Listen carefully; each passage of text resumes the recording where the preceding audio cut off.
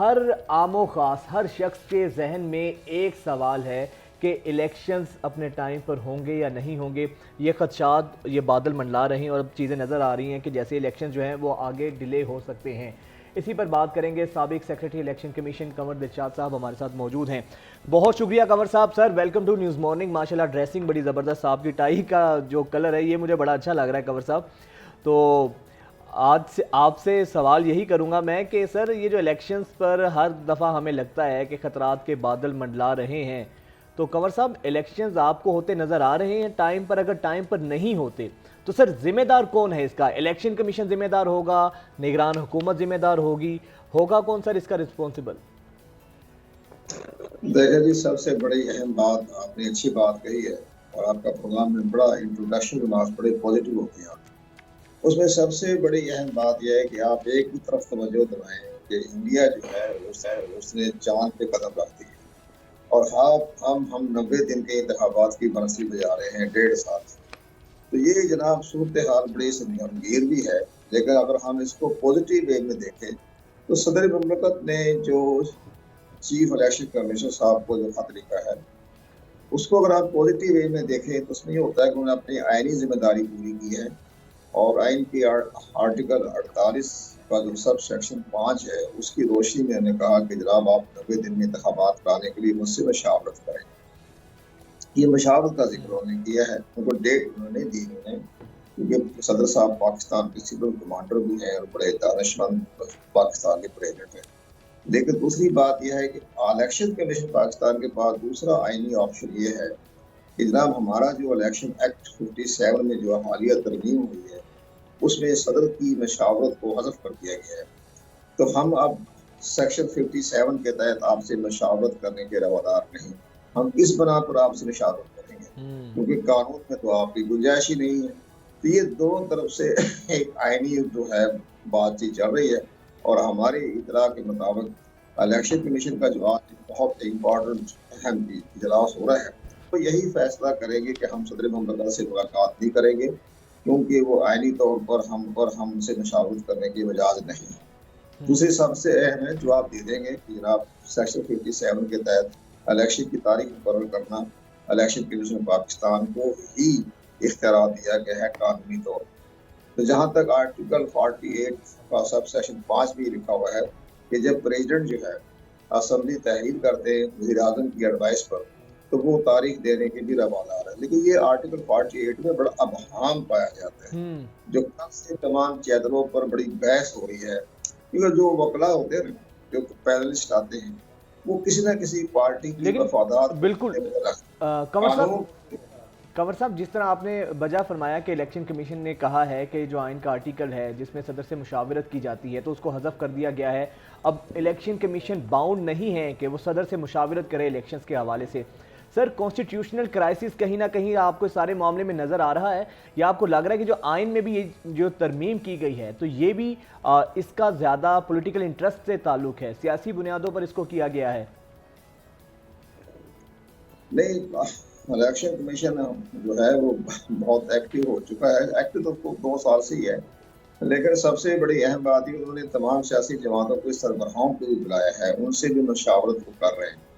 اس میں وہ پوچھیں گے کہ جناب ہمارے لیے مردم شماری کا جو آپ نے گزٹ نوٹس جاری کیا وہ حکمران جب سابقہ حکمران جماعت کے جو لیڈروں سے ملاقات کر رہے ہیں, براول زرداری صاحب ہیں, شہباز شریف صاحب ہیں اور جو اتحادی جماعتوں کی سابقہ جماعت ہے ان سے پوچھیں گے کہ جناب آپ نے 5 اگست کو رات کو 11 بجے مردم شماری کا گزٹ نوٹیفکیشن جاری کر کے ہمارے راستے میں روڑے پتھر بارودی سڑکیں بچھا دی.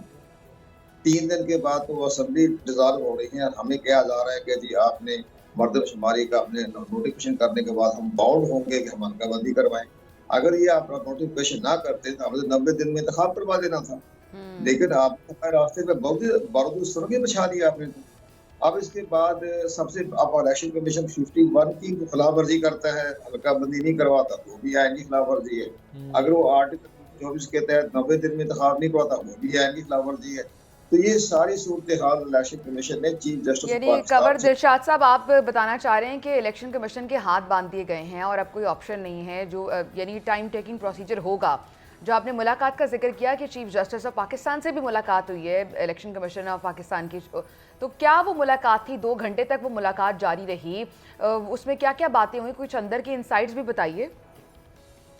जनाब, अंदर की बातें तो हमें नहीं पता होता, लेकिन हमें अपने तजर्बे की रोशनी में हम जजों के रवैये चले अंदाजन हम जानते हैं, देखते हैं। उन्होंने चीफ इलेक्शन कमीशनर ने वो चीफ इलेक्शन कमीशनर भी हैं और वो चीफ एग्जीक्यूटिव भी हैं, वो एडमिनिस्ट्रेशन भी उनके पास है, सब कुछ इख्तियारात उनके पास है ना, चीफ इलेक्शन कमीशन के पाकिस्तान के पास। उन्होंने अपने सारे तमाम बातें उनको बता दी कि जरा हमारे साथ ये 51 भी है, 224 भी है, सारे मामला उन्होंने बता दिए। 90 दिन भी आ रहा है, हल्का बंदी भी आ रही है। हल्का बंदी के बाद हमने इंतखाबी फरिश्तों को भी नजर सारी करनी पड़ेगी, वो भी एक्ट का हिस्सा है। यानी जो अपने मसले मसाइल थे उन्होंने बता दिए हैं चीफ जस्टिस ऑफ पाकिस्तान को। कंवर साहब, अब आगे क्या होने वाला है? आपको लग रहा है चीफ जस्टिस ऑफ पाकिस्तान कोई एक्शन लेंगे, सुमोटो की तरफ जा सकते हैं या पाबंद कर दें इलेक्शन कमीशन को? क्या कर सकते हैं चीफ जस्टिस ऑफ पाकिस्तान आके?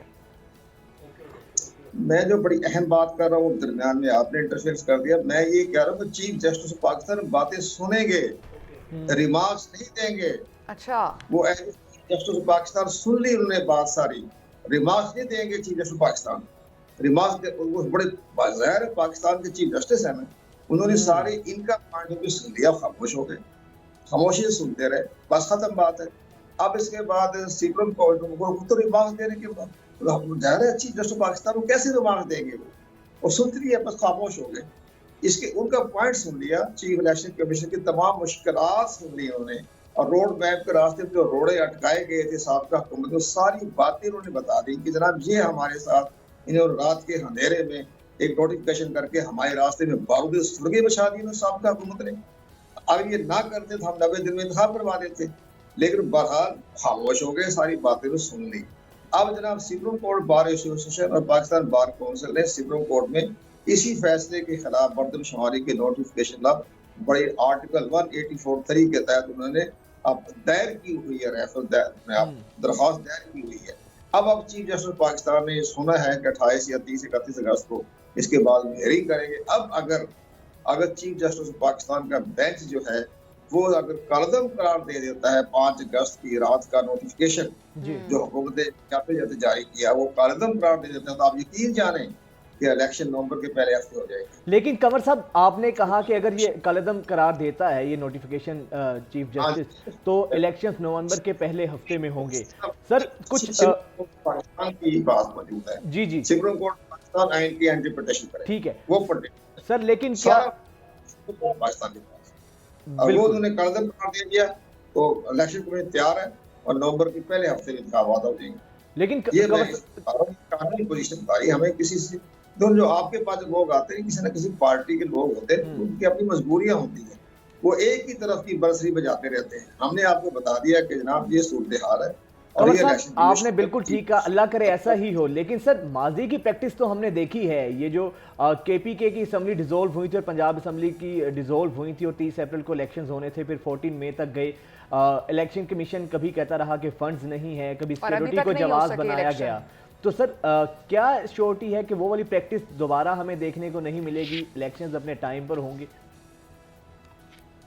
जी हाँ, बिल्कुल टाइम पे हो जाएंगे। अगर सुप्रीम कोर्ट ऑफ पाकिस्तान ने वो कलदम करार दे दिया जो उन्होंने रात के अंधेरे में जारी किया था, मरदमशुमारी का नोटिफिकेशन 5 अगस्त की रात को, वो अगर कलदम करार दे दिया इलेक्शन तो नवंबर के पहले हफ्ते हो जाएंगे। चलें, बहुत शुक्रिया। कंवर दिलशाद साहब हमारे साथ मौजूद थे, साबिक सेक्रेटरी इलेक्शन कमीशन।